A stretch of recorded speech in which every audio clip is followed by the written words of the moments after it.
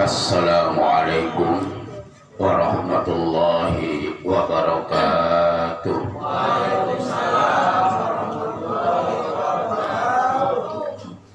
Alhamdulillahilladzi faddalana ala katsirin min ibadihil mu'minin.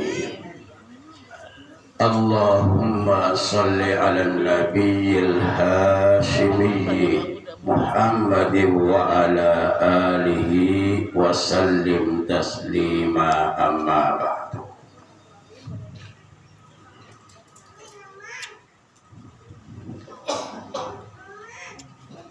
Di ujung yang disampaikan oleh Angkorong Bapak Ustadz Ali itu surat An-Naml ayat 15. Alhamdulillahilladzi faddalana ala katsirin min ibadil mu'minin. Itu surat An-Naml ayat 15 yang jumlah hurufnya itu 38.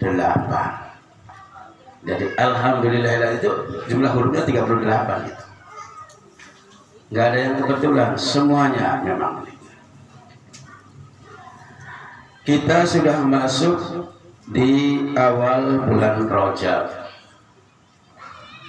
Karena waktunya terbatas, ngambil pokok yang awal saja. Bapak-bapak, ibu-ibu, sebelum berangkat ke sini atau apabila kita mau datang ke masjid, ke musola, umumnya mandi dan wudu berpakaian yang bersih dari rumah, ya? Iya. Supaya apa itu? Biar apa? Mandi dulu, wudu dulu, udah bersih. Biar apa itu?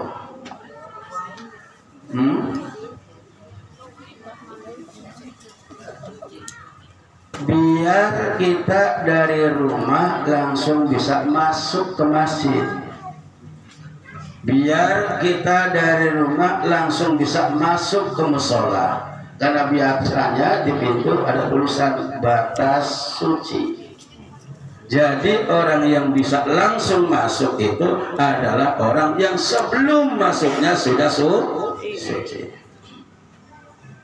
Dimanapun masjid, dimanapun musola, tidak selamanya orang yang mau masuk masjid musola itu sudah dari rumah bersih dulu. Makanya panitia pengurus tuh di samping menyiapkan ada tempat toiletnya, ada tempat mandinya, ada tempat wudhunya.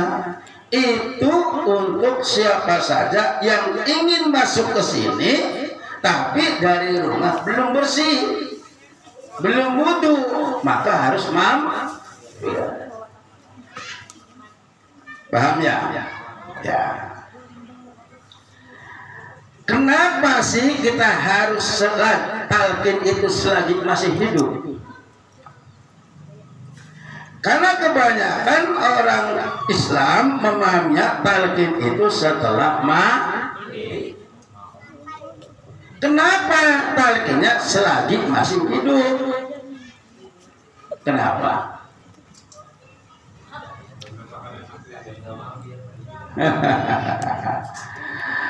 Talqin sebelum mati itu, selagi masih hidup itu adalah yang dilaksanakan oleh Rasulullah. Kita mau ikut siapa? Nah, ketika Rasulullah yaitu di bulan Rajab malam ke-27 sebelum diajak oleh malaikat Jibril diantarkan menghadap Allah yang Maha Suci, dan dalam proses perjalanannya juga masuk ke surga yang suci. Waktu itu Rasulullah masih hidup atau udah mati? Hidup, ya. Nah, Jadi kalau ada orang, mudah-mudahan nanti kita masuk di surga nanti di akhir di hari kiamat, itu mau ngikut siapa? Karena Rasulullah itu masuk surganya waktu masih menghadap Allahnya, ketika ruhnya masih di jasad. Kenapa? Karena sebelum menghadap Allah itu dibersihkan dulu. Sebelum Pak Abang tenang talqin, ketika dulu di pesantren membaca kitab Ad-Dardir, sebelum Rasulullah diberangkatkan Isra dan Isra, dibedah dulu oleh malaikat Jibril, gitu ya. Dibedah. Saya bayangin pengertian dibedah itu seperti orang sekarang dioperasi, dibedah dadanya, terus dibuka, dibersihkan hatinya, kotorannya. Itu mah ayam, itu mah kambing, itu mah sapi. Dibedah, setelah dipotong, dibedah, diambil jeroannya, dicuci, karena untuk masak.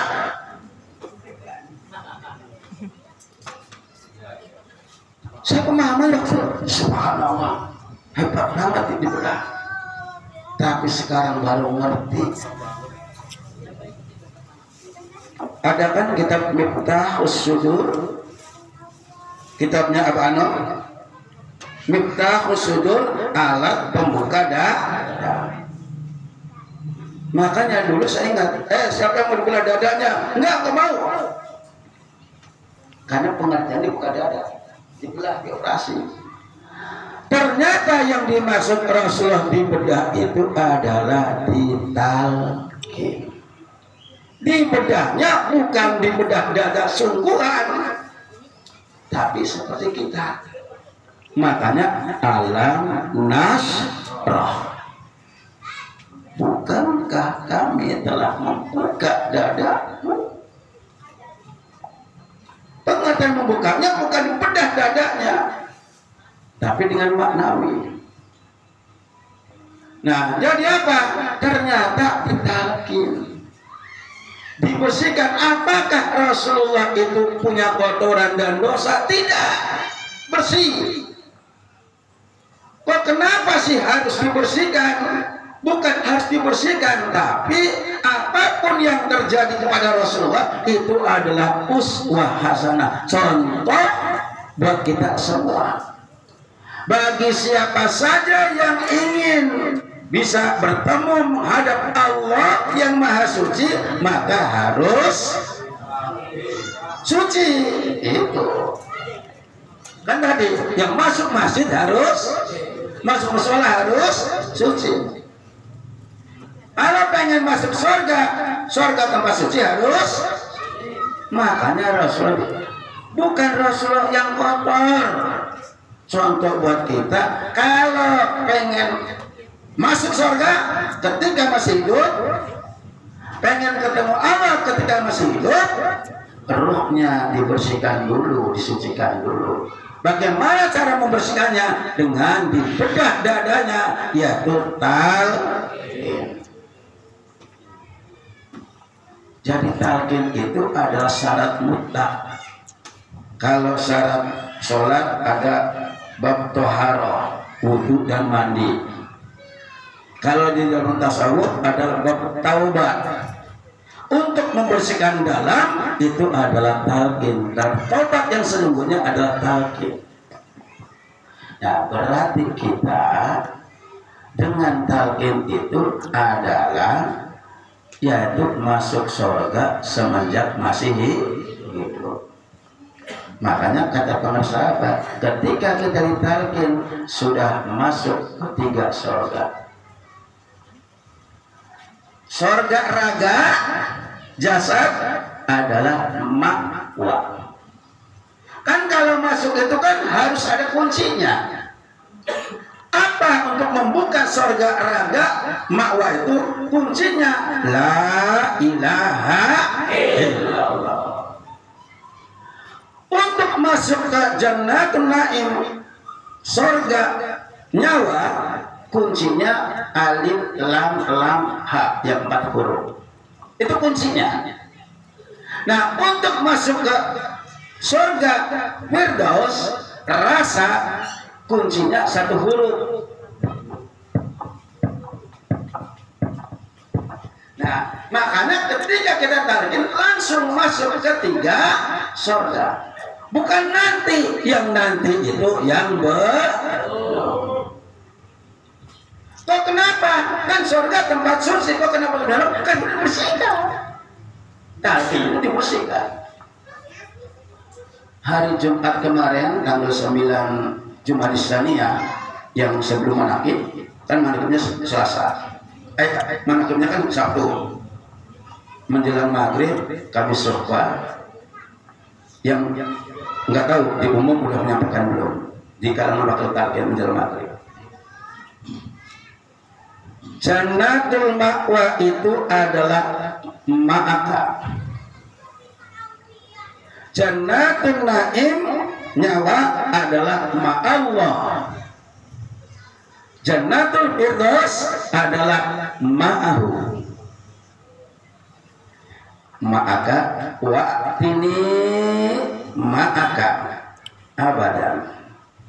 Tapi Abah menjelaskan Jannatul Ma'wa raga ma'aka, Jannatul Naim nyawa ma'allah, Jannatul Firdaus ma'ahu. Paham gak? Yang tinggi mana? Apa ma'aka, apa ma'allah, apa ma'ahu? Ma'ahu. Alasannya apa, Pak? Ma'wa itu raga. Kalau ma'aka itu masih berhadapan. Aku bersamamu, masih berhadapan. Akunya ada dan dia. Kalau ma'allah sudah berdampingan. Karena di sini ketika begini zikir itu berarti sudah bersama.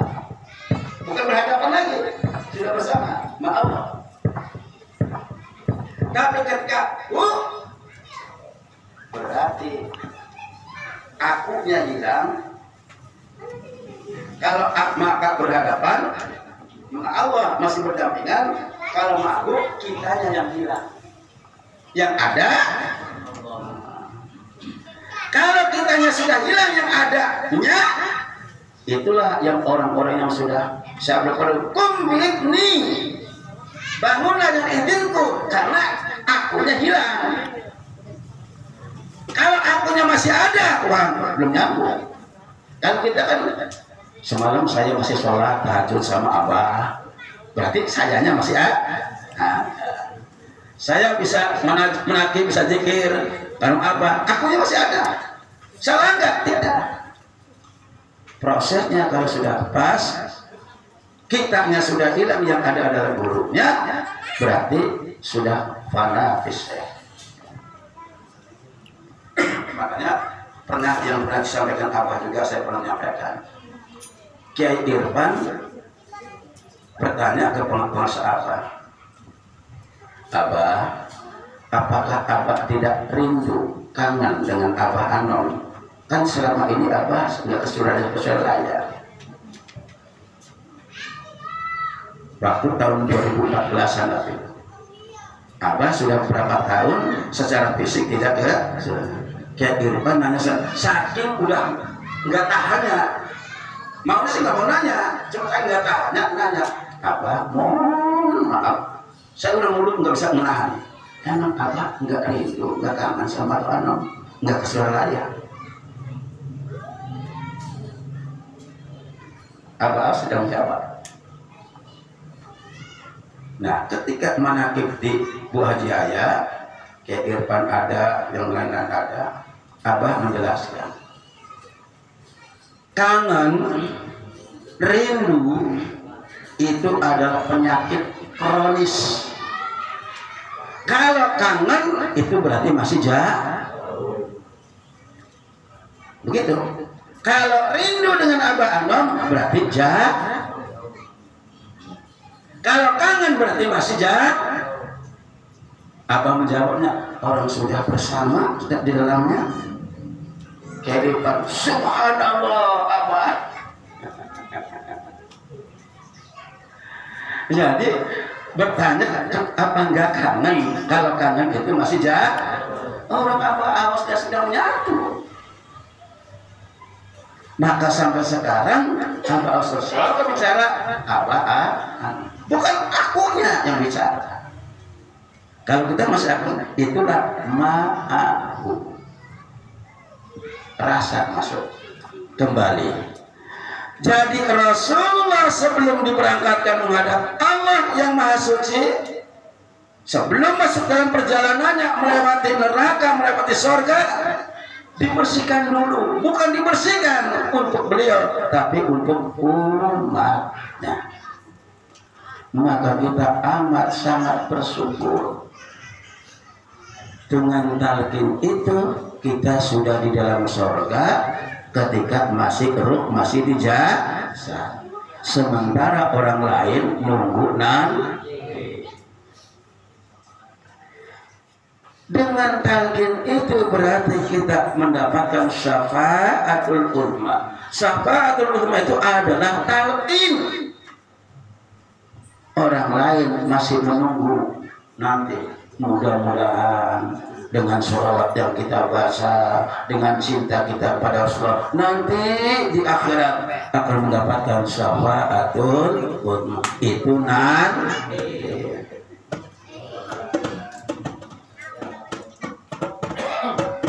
Mudah-mudahan masuk surga. Semuanya syafaat nanti. Makanya dengan talqin itu semua didekatkan. Islam itu semua didekatkan. Dimudahkan. Yang orang lain bicaranya nanti, sekarang. Yang orang lain bicara mudah-mudahan, pasti sekarang. Dengan talqin. Contoh yang gampang. Nih Bapak semua sekarang udah punya HP nih. HP. Kalau HP itu masih di estelase ya, masih kongkar ya, itu HP itu baru sebatas tempat jualan, pajangan, hiasan, belum bisa dipakai apa-apa. Harganya puluhan juta baru, wah ini HP hebat, mahal, baru sebatas itu, belum ada manfaatnya apa-apa. Kalau kita pengen punya HP ada manfaatnya dan bisa menjauhkan menjadi dekat, memudahkan yang sulit dari yang sulit. Setelah kita punya HP, buka, ada bukaannya, dibuka dulu, diisi SIM-nya. Pertama SIM dulu itu, karena SIM inilah yang akan bisa kita menghubungi dan dihubungi. Menggabungkan SIM itu apa? Mursyid. Harus punya mursyid dulu penghubungnya, operatornya dulu. Karena nanti WA kita, SMS kita, semuanya yang mengirimkan adalah operator itu. Kalau kita tidak masukkan SIM-nya, pulsa berapapun tidak akan bisa mengantarkan. Karena itu yang menghubungnya. Gabung dulu, apakah simpati, apakah SL, menggabungkan dulu dengan mursyid. Apakah Thariqat Qadiriyah Sabaniyah, apa saya gabung dulu dengan mursyidnya. Nah, dengan kita punya gabungan nomor inilah, mendaftarkan diri, menggabungkan diri, maka kita pernah sebab hubungan di antar sama kita, bahkan sama seluruh ahli thariqah. Meskipun bukan simpati, bisa berhubungan. Meskipun bukan SL, bisa bergabungan. Asal kita punya nomor, menghubungi dan menghubungi. Satu. Apakah cukup itu? Itu baru menggabungkan. Baru diisi kuotanya, pulsanya, dimasukkan dikirnya.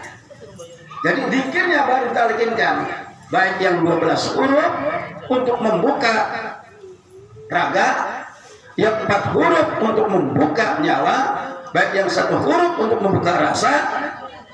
Itulah kuotanya, pulsanya. Baru diisi lagi cas baterainya. Nah, Kesemuanya ini adalah alat untuk menggabungkan. Jadi yang pertama, makanya yang mengantarkan kita sampai kepada Allah, yang mengantarkan kita sampai ke surga sejak sekarang itu bukan karena zikirnya, tapi pertama karena mursyidnya. Setelah punya nomor, punya kartu SIM, baru gabung zikirnya, baru ke bawah. Nah, kalau belum punya HP-nya, belum ada SIM-nya, di kotaknya bisa menghubungi enggak? Kenapa? Enggak ada penghubungnya.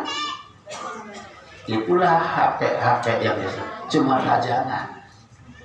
Jadi badan kita ini ibarat HP. Pertamanya HP.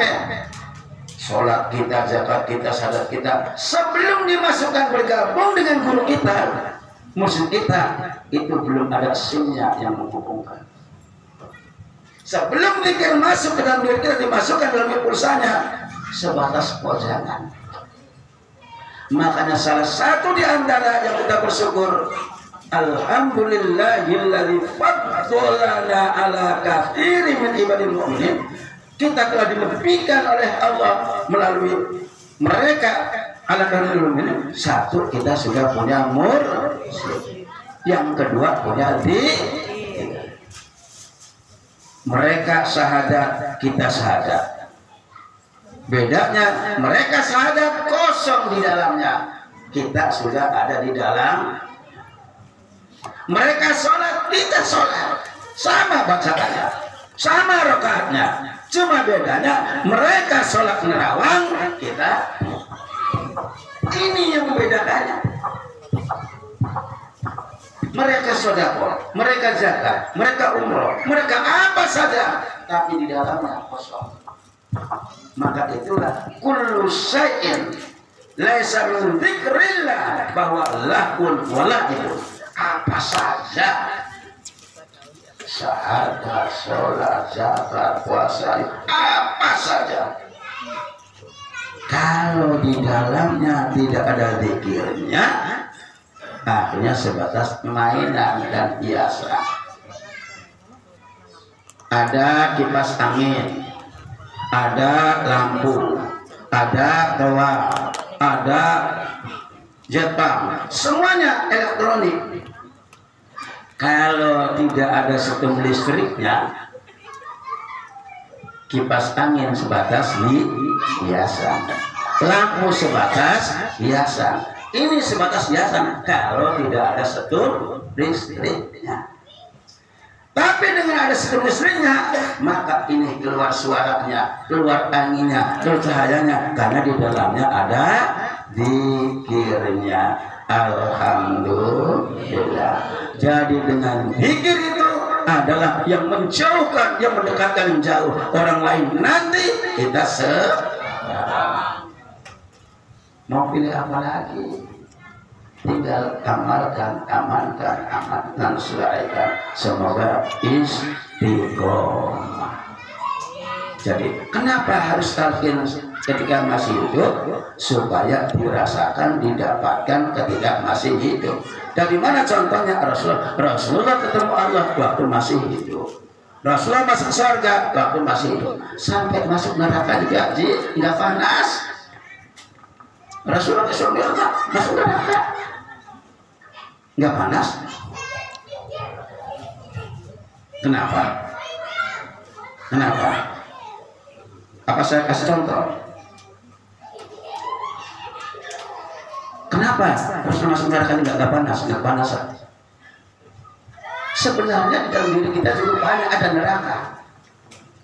Neraka itu adalah naruka, api yang ada di dalam dirimu. Ada nggak? Sombong, pelit, marah, itu naruka, api yang ada dalam diri. Itulah yang membuat kita tersiksa. Tapi kalau ada di sini semua api yang ada dalam diri yang membuat kita tersiksa, kalau zikirnya dikiringi dengan zikir, mulai padam. Yang ketika kita sakit apa saja, atau kita lagi menderitakan apa saja yang membuat kita lebih tersiksa itu karena fisiknya kena sakit, hatinya lupa kepada itu yang membuat sakit. Tapi kalau hatinya selalu ingat pada Allah, selalu ma'allah, maka sakit pun jadi nih. Itulah meskipun di neraka tapi tidak terasa. Paham? Meskipun di neraka nggak terasa panas karena bersama dengan Allah. Lagi sakit, lagi susah, lagi apa saja jalan ini. Tahu banyak seperti dulu, meskipun jalan becek, hujan gerimis, lewat kuburan, kalau jalannya sama pacar jadi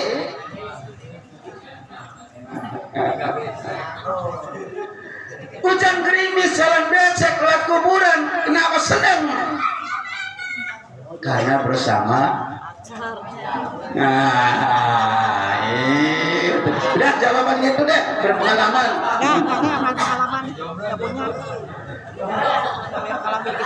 Jadi meskipun di neraka, kalau bersama dengan Allah tidak terasa panas. Meskipun apapun cobaan yang ada dalam fisik kita, kalau hatinya bersama dengan Allah, hidup pikirnya tidak akan merasakan sesak. Senyum karena selalu bersama. Kenapa kita masih baru batuk sedikit ngeluh? Ketahuan lupa sama Allahnya. Nggak punya duit, udah kelimpungan, pusing, ketahuan lupa dengan Allahnya. Gitu. Makanya bersyukur sudah punya, meskipun sering lupanya, tapi punya. Alhamdulillahilladzi faddalana ala katsirin min ibadihil mu'minin. Kesimpulan kenapa kita harus talqin maksud hidup, supaya dirasakan, dihasilkan ketika masih hidup langsung. Makanya bukan mudah masuk surga, mudah masuk surga, tapi sudah. Kata apa?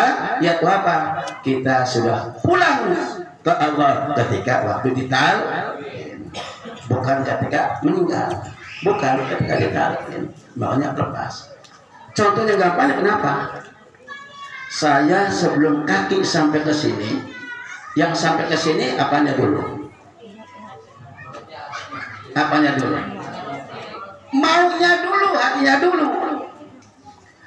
Tidak akan sampai ke sini kalau belum ada maunya. Mau itu ada di hati. Sebelum sampai ke sini, makanya sampai kepada Allah itu bukan nanti ketika nyut ingat, sampai ingat itu sejak ditalqin.